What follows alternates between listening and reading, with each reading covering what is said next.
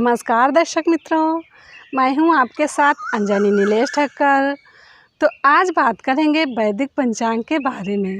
वैदिक पंचांग दिनांक 9 फरवरी 2024, दिन शुक्रवार, विक्रम संवत 2080, शक संवत 1945, आयन उत्तरायण, ऋतु शिशिर ऋतु, मास माघ मास, गुजरात एवं महाराष्ट्र अनुसार पौष मास, पक्ष कृष्ण, तिथि चतुर्दशी सुबह 8:02 तक तत्पश्चात अमावस्या, नक्षत्र श्रवण रात्रि 11:29 तक तत्पश्चात धनिष्ठा, योग व्यतिपात शाम 7:07 तक तत्पश्चात वरियान, राहु काल सुबह 11:28 से दोपहर 12:53 तक, सूर्योदय 7:14, सूर्यास्त 18:32, दिशा शूल पश्चिम दिशा में, व्रत पर्व विवरण, दर्श अमावस्या, माघ अमावस्या, मौनी त्रिवेणी अमावस्या, अमावस्या क्षय तिथि, विशेष चतुर्दशी और अमावस्या व व्रत के दिन स्त्री सेवा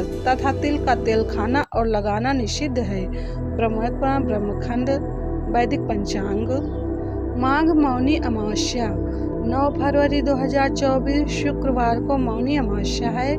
माघ मास की अमावस्या को मौनी अमावस्या कहते हैं। इस नामकरण के लिए 2 मान्यताएं हैं। इस दिन मौन रहना चाहिए। मुनि शब्द से ही मौनी की उत्पत्ति हुई है, इसलिए इस व्रत को मौन धारण करके समापन करने वाले को मुनि पद की प्राप्ति होती है। इस दिन मौन रहकर प्रयाग संगम अथवा पवित्र नदी में स्नान करना चाहिए।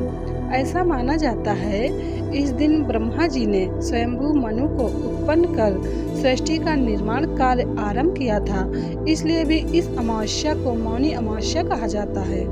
पद्म पुराण के अनुसार माघ मास के कृष्ण पक्ष की अमावस्या को सूर्योदय से पहले जो तिल और जल से पितरों का तर्पण करता है वो स्वर्ग में अक्षय सुख भोगता है। जो उक्त तिथि को तिल की गौ बनाकर उससे सब सामग्रियों से दान करता है वो 7 जन्म के पापों से मुक्त हो स्वर्गलोक में अक्षय सुख का भागी होता है।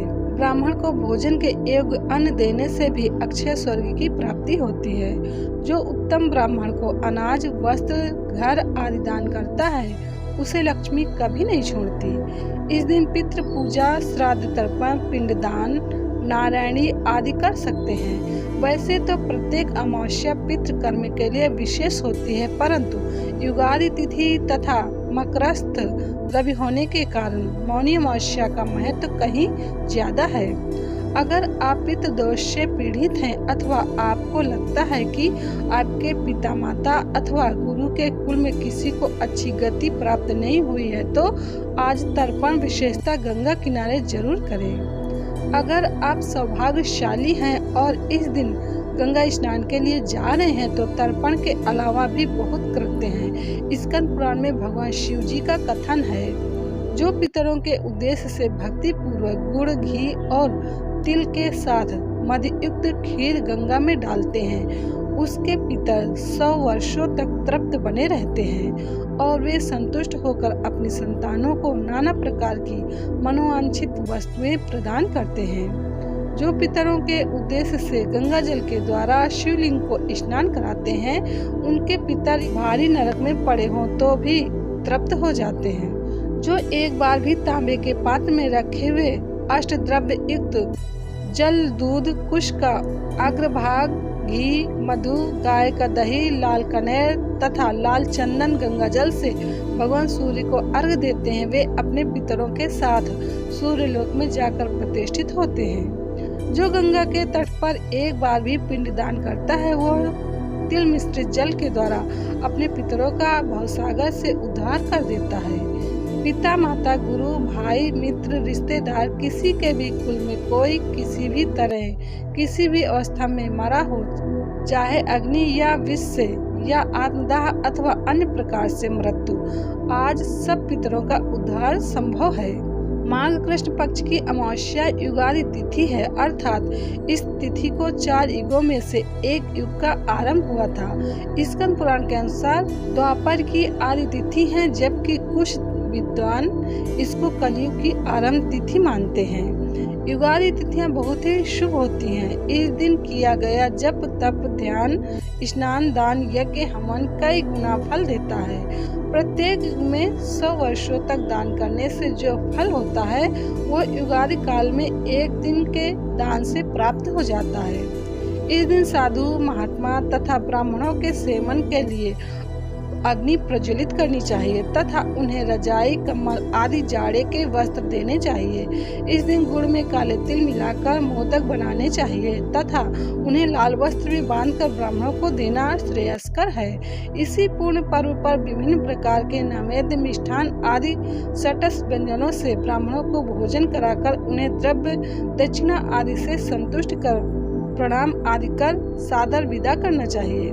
गौशाला में गायों के निमित्त हरे चारे खल चोकर भूसी गुड़ आदि पदार्थों का दान देना चाहिए तथा गौ की चरण रज को मस्तक पर धारण कर उसे साष्टांग प्रणाम करना चाहिए।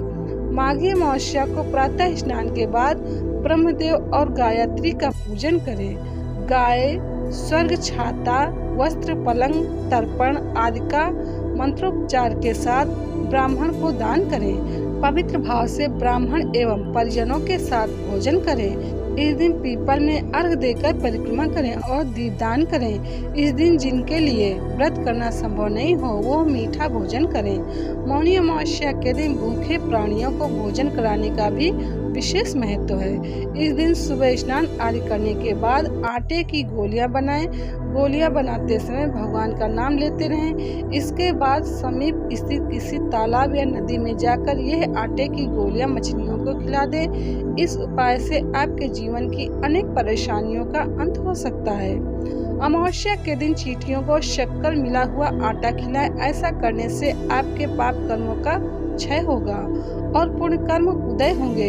यही पुण्य कर्म आपकी मनोकामना पूर्ति में सहायक होंगे।